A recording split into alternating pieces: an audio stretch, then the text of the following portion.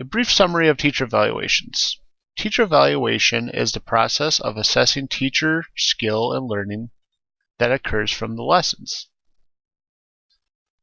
Teacher evaluations typically occur a minimum of one time a year, although this has changed quite significantly in recent years. Teacher evaluations are done either formally or informally.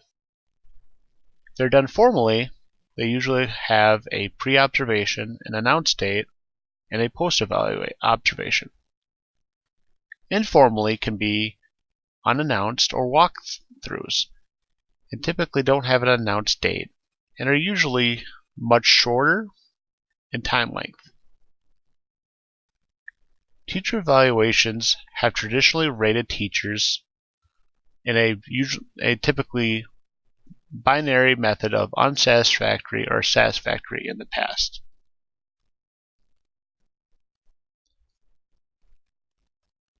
Arguably, the biggest change in teacher evaluation over the last few years has been the Obama administration's Race to the Top initiative, which greatly changed teacher evaluation by changing the political climate in favor of holding teachers accountable for the performance of their students, essentially making a correlation between success of students and the practices that were performed by the teachers. Old assessments that include terms like satisfactory and unsatisfactory have now been replaced with highly effective, needs improvement, and ineffective language, essentially going from a binary set to 4 different forms of measurement. Ambiguous narrative-based evaluations have also been replaced with data-driven and more empirical models.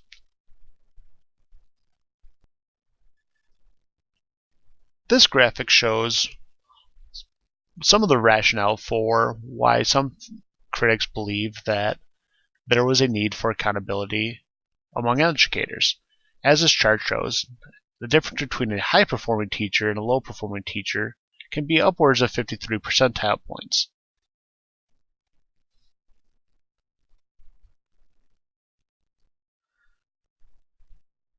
Value-added measures, or VAMs, are used in teacher evaluation models adopted by states in response to the Race to the Top initiative.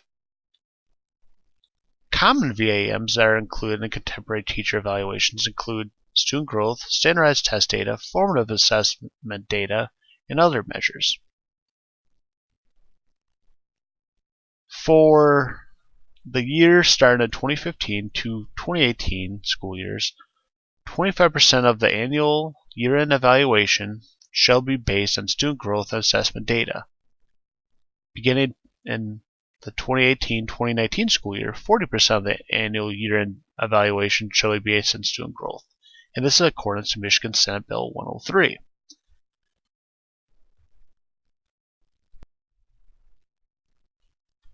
However, these measures, described in the previous slide, can potentially cause an equity issue.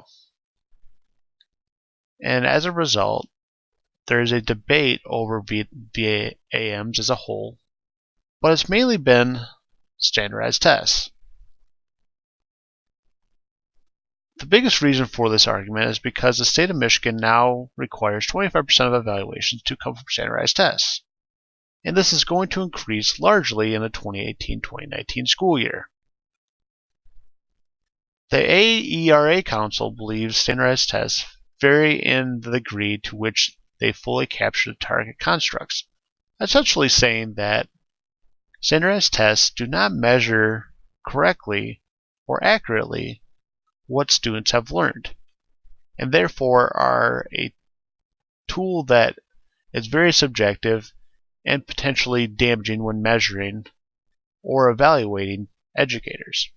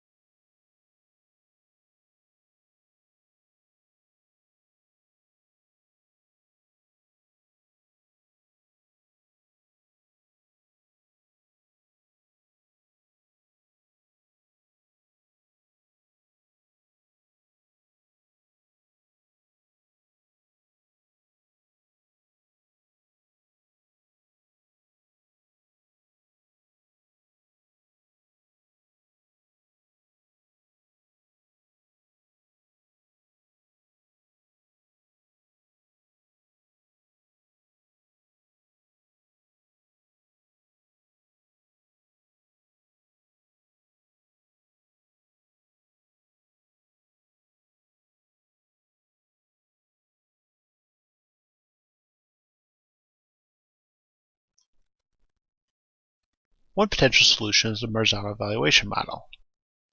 Many critics believe Marzano's evaluation model is the best because of its focus on student achievement when he designed his evaluation tool. It is not designed to be a tool of compliance or a process to remove teachers.